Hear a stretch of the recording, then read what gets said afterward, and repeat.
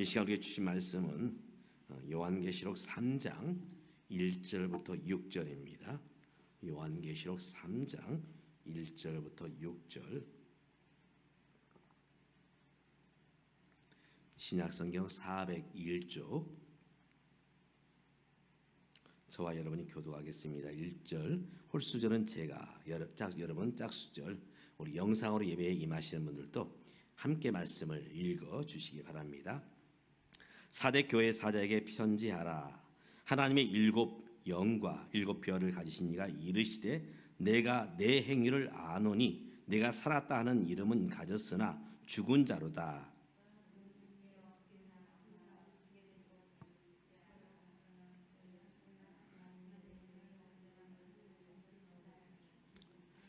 그러므로 내가 어떻게 받았으며 어떻게 들었는지를 생각하고 지켜 회개하라. 만일 일깨지 아니하면 내가 도둑같이 이르리니 어느 때에 내게 이를지 내가 알지 못하리라.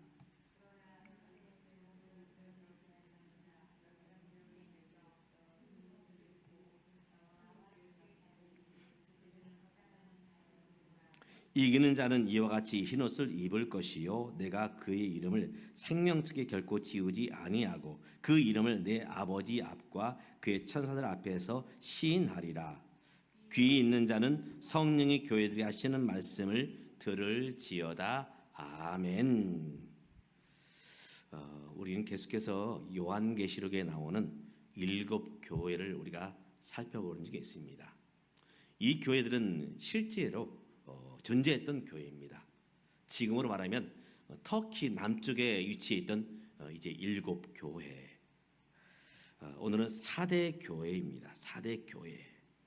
오늘 4대 교회를 통해서 오늘 우리가 어떻게 믿음 안에서 해야 되고 우리 교회가 어떤 모습으로 나아가야 될지 함께 주의 음성을 들으며 결단하는 저와 여러분 되시기를 주님의 이름으로 축복합니다. 아멘. 2주 전에 시골에 계신 저희 형님 장로님께서 전화를 주셨습니다. 97세가 된 저희 고모님이 계시는데 그 고모님이 돌아가셨다 하는 전화였습니다. 이 고모님은 3년 전에 심근경색이 왔고 그로 인해서 사실은 이제 산소호흡기를 꽂으면서 진행하셨습니다. 중환자실에서 3년의 시간. 이때 많은 이야기들이 오고 가게 됩니다. 산소호흡기를 떼야 되지 않겠느냐. 이제 97세신데 다시금 의식을 찾는다 한들 온전히 이제 건강한 삶을 살아가실 수 있겠느냐 하는 이야기도 있고 또 이제 자식들은 어떻게 어머님 그 코에서 산소호흡기를 떼느냐 이건 너무 불효가 아니냐 하면서 뗄 수 없다 하는 이야기들이 오고 가게 되었습니다. 그 모습을 지켜보는 이제 사람들은 참 안타깝죠. 아마 주위에 아마 그런 분들을 아마 가끔씩 어쩌면 소식을 들을지 모릅니다. 산소호흡기를 꽂고서 중환자실에서 언제 깨어날지 모르는 그 시간들을 보내시는 그 이제 가족들 얼마나 힘들고 마음이 아플까. 그래서 가끔씩 이제 그 이제 사촌이죠. 이제 전화를 해서 어머님이 어떠신가, 고모님이 어떠신가 안부를 묻게 되었습니다. 결국 지난 주간에 이제 97세의 나이로 돌아가셨습니다. 우리가 이런 모습을 지켜볼 때 가슴이 아픈데 사실 이것은 비단 우리의 어떤 그런 건강 또 어떤 이 병원의 입원 이것만을 말하는 모습은 아닐 것입니다. 오늘 우리는 신앙 안에서 믿음 안에서 나는 어떤 신앙의 모습으로 또 우리 교회는 어떤 모습으로 서가고 있는가. 어쩌면 이름처럼 살아있는 것 같은데 분명히 그 고모님 호적이 살아있어요. 돌아가시지 않았습니다. 그런데 그의 삶을 보면 산소호흡기를 떼면 그분은 떠나게 되어 있습니다. 어쩌면 오늘 우리의 신앙이 살아있는 이름은 있습니다. 주일이 되면 교회도 오시고 또 교회 절기가 되면 함께 즐거워도 하십니다. 그런데 과연 우리가 살아있는 신앙으로 우리가 하나님 앞에 서 있는가, 우리의 모습을 돌아보아야 될 것입니다. 사대교회를 향하신 주님의 말씀은 이렇게 시작되고 있습니다. 사대교회 사적에 편지하라. 하나님의 일곱 영과 일곱 별을 가지시니가 이르시되. 요한계시록에 보면 일곱 영과 일곱 별을 가지시니가 이르렀다 말하고 있습니다. 다시 말해서 모든 것을 정확하게 보고 계시다는 것입니다. 정확하게 보고 계신다. 사실 우리 눈이 모든 것을 정확하게 보고 있느냐? 그렇지 않습니다. 그저 보여지는 것만 봅니다. 보여지는 것만. 또 심지어는 보고 있어도 못 보는 모습들이 있어요. 눈은 뜨고 있지만 제대로 못 보는 것도 있다는 것입니다. 다른 데 정신이 팔려 있다든지 그러면 그 사물이 내 눈에 비춰지지만, 사람이 내 눈에 비춰지지만 못 보고 지날 수도 있다는 것이죠. 요즘 스마트폰들이 다 있습니다. 이 스마트폰이 얼마나 좋은지. 이 스마트폰은 하나의 기계로 여러 가지 기능을 씁니다. 첫 번째, 예전에 핸드폰처럼 통화를 할 수 있죠. 두 번째, 이것을 가지고 검색, 인터넷을 쓸 수 있습니다. 또 이것을 가지고 문서 작성을 해요. 또 이것을 가지고 무엇합니까? 사진을 찍어요. 제가 개척하고 나서 그때는 시간이 지금보다 많이 남았어요. 지금처럼 우리 교회 성도들이 많이 계신 것도 아니고 해서 이제 교육청에서 학부모를 대상으로 DSR, 이 전문가용 사진을 알려줬어요. 그래서 시간도 이제 많이 났는데 또 공짜로 알려준다고 하는데 사진을 배워봐야 되겠다 해서 DSR 그 고급 카메라죠. 카메라를 구입하고 그것으로 사진을 찍고. 그런데 강사들이 하는 말이 그렇습니다. 사진과 실물이 같느냐? 어떻습니까? 실물과 사진이 같습니까? 우리가 이런 표현을 써요. 당신은 사진보다 실물이 나아요. 그런 표현 한 번쯤 써보셨을 거예요. 사진보다 실물이 나아요. 우리가 어떤 멋있는 광경을 보았지만 그것을 사진기로 다 담아낼 수 있느냐? 어렵습니다. 분명히 사진을 찍지만 그 현재 내가 보이는 너무나 멋있고 아름다운 광경을 사진이란 그런 기계를 통해서 담아내기가 쉽지 않아요. 그러면서 이 사진을 알려주는 강사가 이런 얘기를 하시더라고요. 사진을 찍는 분들이 도덕적인 해이감에 빠지면 안 된다. 무슨 말이냐면 사진을 찍을 때 연출을 시킵니다. 아마 보셨을 거예요. 예식장에 가면 앞뒤에 계신 분, 자 조금만 몸을 비트십시오. 뒤에 계신 분 이제 고개가 안 보입니다. 얘기하잖아요. 또 우리 아이들 사진 찍을 때 그 사진사들이 얼마나 이제 그 아이들 앞에서 재롱을 떠는지 딸랑이를 가지고 딸랑딸랑 하면서 그 아이가 사진기에 향하도록 고정을 시킵니다. 이것은 괜찮아요. 그럴 수 있지요. 근데 이런 게 있습니다. 어떤 작품 사진을 찍을 때에 그 사물, 그 꽃, 그 나무, 이것을 완전히 포커스를 잡기 위해서 다른 것들을 다 제해버립니다. 심지어 다른 풀을 뽑아버리기도 하고 다른 꽃을 뽑아버리기도 하고 잘라버리기도 하고 인위적인 그런 연출들이 있다는 것입니다. 자연을 훼손하면서 사진을 찍는 것이 과연 올바른 사진 찍는 사람의 자세냐? 그런 얘기를 하시더라고요. 사실 사진은 연출입니다. 연출. 그래서 이제 연출을 하기 위해서 옷도 옷매무새도 다듬이하고 또 여러 가지 이제 그 부자연스러운 것도 없애고 심지어 조금 전에 말씀드린 것처럼 옆에 있는 꽃을 꺾어버리기도 하고 또 식물을 캐내버리기도 하고 그것만 포커스를 잡기 위해서. 바로 사진은 모든 것을 다 대변하는 것이 아닌 것입니다. 또 우리가 보면 사진을 찍는 각도가 있어요. 어떻습니까? 정면 사진이 좋을까요? 아니면 비스듬한 사진이 좋을까요? 사진사들은 약간 비스듬히 찍습니다. 비스듬히. 그래서 우리가 얼짱 각도라는 게 있어요. 얼짱 각도. 정면 사진이 아니라 이제 약간 몸을 비튼 약 15도에서 한 45도 그 사이 이제 몸을 각도를 이제 비틀어서 찍습니다. 그럼 사진이 더 잘 받는다는 것입니다. 또 그리고 사진을 찍을 때 나보다 이쁜 사람하고 사진을 찍어야 될까요? 아니면 나보다 조금 못한 사람 사진을 찍어야 될까요? 어떻습니까? 대개 사진을 찍을 때 저 같은 경우는 머리가 크잖아요. 그럼 어떤 분하고 사진을 찍을까요? 머리가 작은 사람? 그러면 제가 약간 좀 손해보는 느낌이죠. 또 키가 큰 사람? 그것도 힘듭니다. 그래서 저는 제가 보기에는 우리 성모님하고 사진 찍으면 안 될 것 같아요. 왜냐하면 너무 잘생기고 이 머리도 작고 키도 크시고, 그래서 연출을 하려고 합니다. 사람은 얼마든지 우리가 연출을 시키고 속일 수가 있어요. 그러나 하나님은 우리가 숨을 수가 없습니다. 하나님 앞에서 우리는 모든 것이 다 드러나게 되어 있습니다. 오늘 4대 교회를 향한 주님의 시선을 사실 피할 수가 없습니다. 주님은 다 알고 계시죠. 7영과 7별을 가신 이가 이르시되, 하나님은 모든 것을 알고 계십니다. 우리는 보통 다른 사람을 의식합니다. 목사님이 나를 보실 때 어떻게 생각하시지? 장로님이, 권사님이, 다른 집사님들이, 또 직장에서 다른 동료들이 나를 어떻게 볼까? 이것을 의식을 많이 해요. 그러나 정말 우리가 의식해야 될 것, 우리 주님이 나를 어떻게 보고 계실까? 주님이 나를 어떻게 보고 계시며 주님이 우리 교회를 어떻게 보고 계실까? 바로 여기에 우리의 마음을 두어야 한다는 것입니다. 이렇게 주님의 눈으로 보았을 때 이 4대 교회는 어떤 모습이었느냐? 살았다 하는 이름은 있으나 실상은 죽었다. 다시 말해서 식물인간이다. 그런 얘기입니다. 분명히 이 교회는요, 이 아시아 7교회, 이 요한계시 나오는 7교회 중에서 가장 큰 교회예요. 제가 인터넷에 검색을 해보니까 이 4대 교회가 지금은 이제 이 뼈대만 남았어요.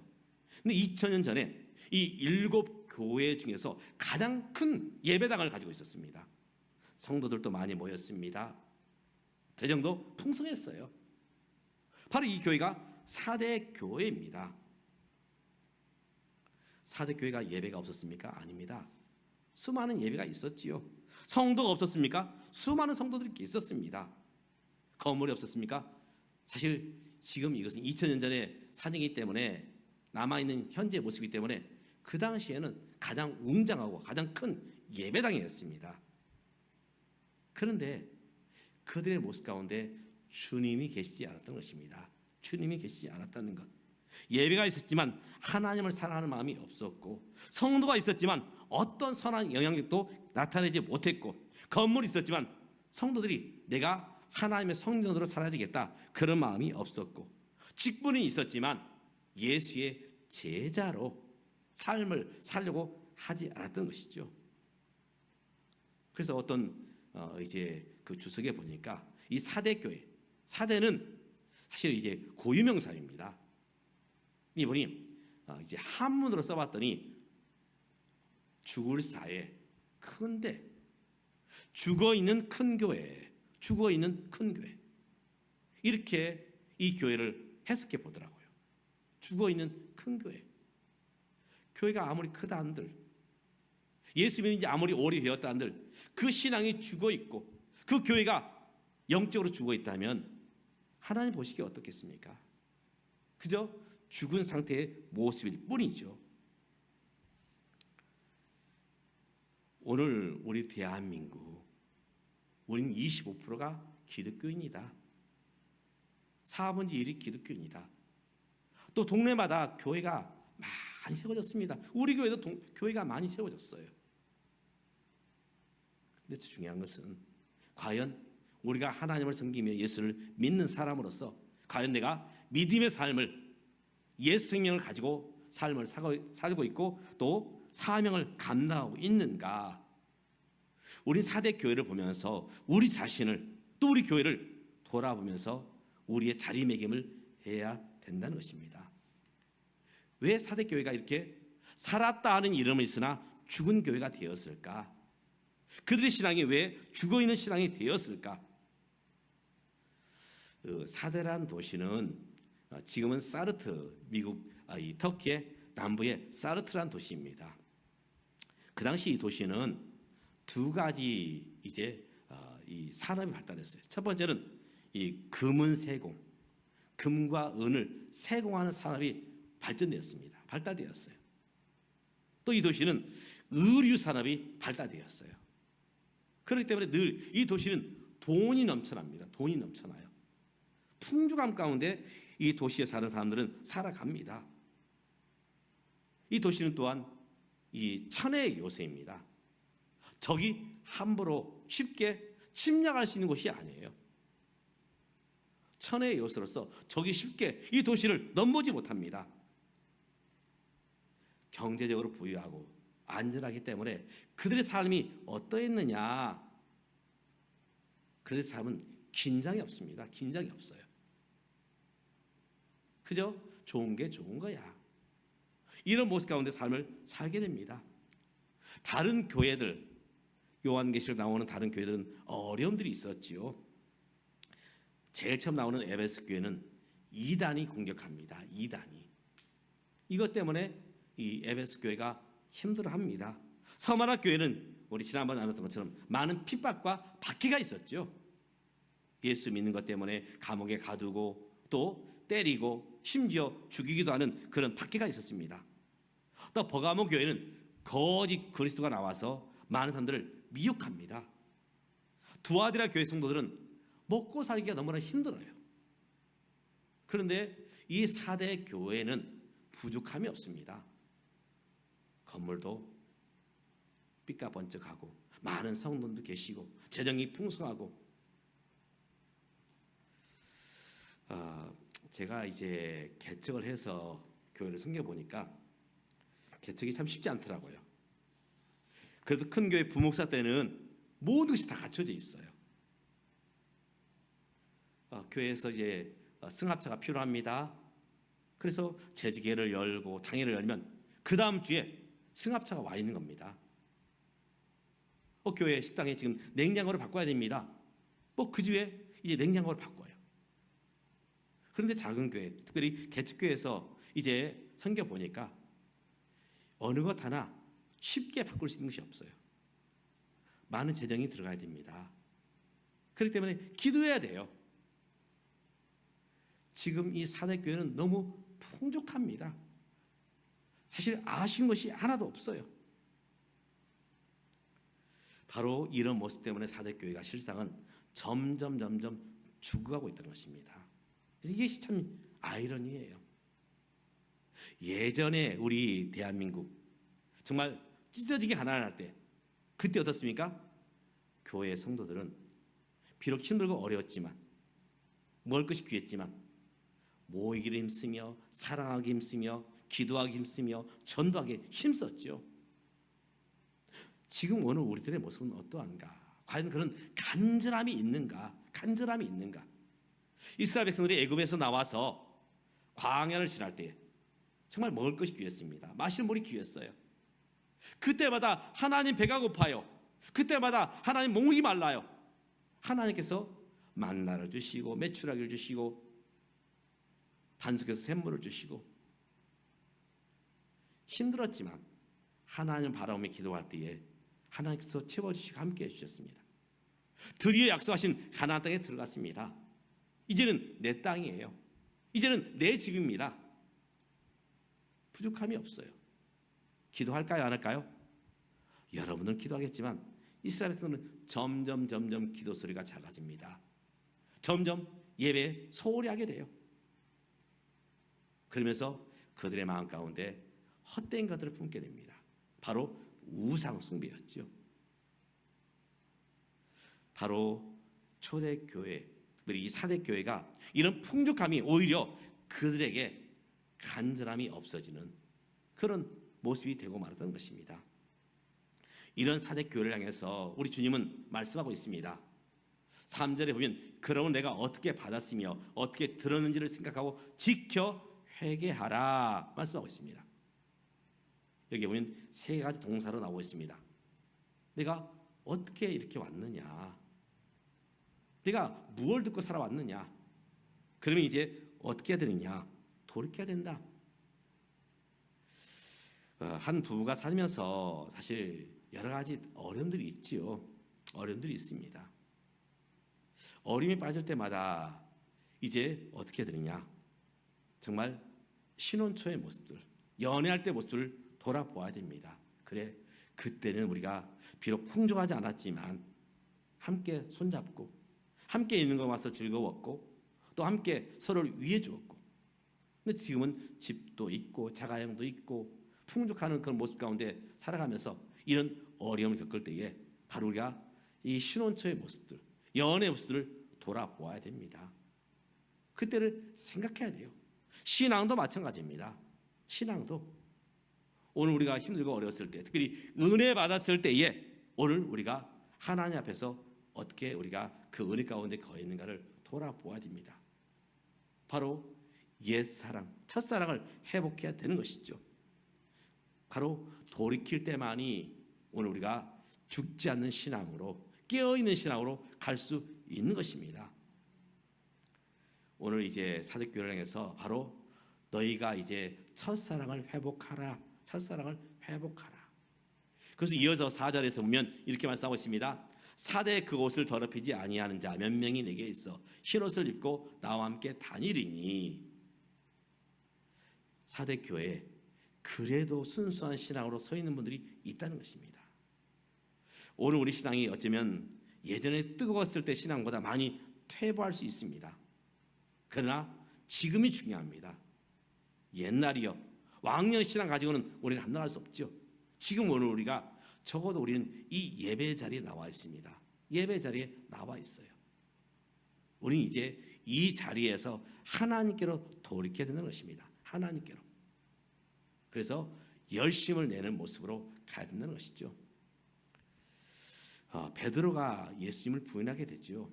겟세마네 동산에서 이제 그 군인들이 예수님을 잡으러 왔을 때에 베드로가 주님과 함께, 주님, 나도 주님과 함께 이제 수갑에 채워지고 주님과 함께 따라가서 재판을 받겠습니다. 그런 모습이 아니라 멀찍이서 주님을 따라갑니다. 멀찍이서.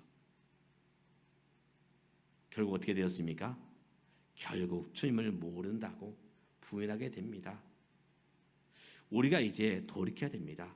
멀찍이서 따라가는 모습이 아니라 가까이서 함께 주님을 따라가는 모습. 주님은 나와 함께 다닐 것이다 말하고 있습니다.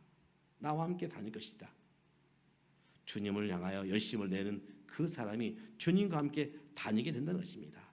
또 함께 5절에 보면 이렇게 말씀하고 있습니다. 이기는 자는 이와 같이 흰옷을 입을 것이요 내가 그의 이름을 생명책에서 결코 지우지 아니할 것이다. 우리 이름이 어디에 적혀 있는가? 어디 적혀 있는가? 이제 어느 모임에 가면 이름을 체크하는 그런 항목들이 있습니다. 출석이죠, 출석. 예비 훈련을 가서 이제 그 이름에 반드시 사인을 하고 출석 체크를 해야 됩니다. 어떤 모임에 가서 내가 여기 왔습니다 하는 것들 사인해야 돼요. 바로 그것이 인정받는 것입니다. 인정받는 것. 우리 하나님께 인정받는 것은 무엇이냐? 바로 구별된 삶입니다. 구별된 삶. 똑같이 이 땅의 삶을 살아가지만 어떤 사람은 동화되어서 저 사람이 예수 믿는지 안 믿는지, 교회 나가는지 안 나가는지 그런 모습이 아니라 나는 예수 믿는 사람입니다. 분명히 자신을 드러낼 수 있는 모습들, 그런 모습들이 있어야 된다는 것이죠. 아마 많은 분들이 이제 함께 부부동반 하면서 어떤 모임에 갈 때가 있을 것입니다. 그럼 우리가 이제 소개를 해야 되잖아요. 이 사람은 내 아내입니다. 이 사람은 내 신랑입니다. 당당히 밝히는 사람이 있는가 하면 쭈삣거리면서 밝히지 못하는 분도 있어요. 우리가 예수 믿는다는 것을 우리는 당당히 밝혀야 됩니다. 바로 그것이 믿음의 삶이죠. 오늘 이 사대교회를 향해서 주님의 말씀은 너희가 흰옷을 입고 나와 함께 거닐자, 함께 삶을 살아가자. 그러면 너희 이름이 생명책에 기록될 것이다 말씀하고 있습니다.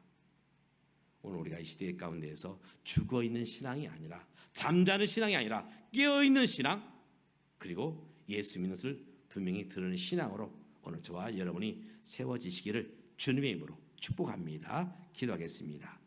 하나님 아버지, 오늘 사대교회 건물도 있었고 많은 성도도 있었고 재정도 풍성했지만 주님의 평가는 너희가 죽어있는 신앙이요 죽어있는 교회라 말씀하는 음성을 듣습니다. 혹여오는 우리의 모습이 이런 모습이 될까 두렵습니다.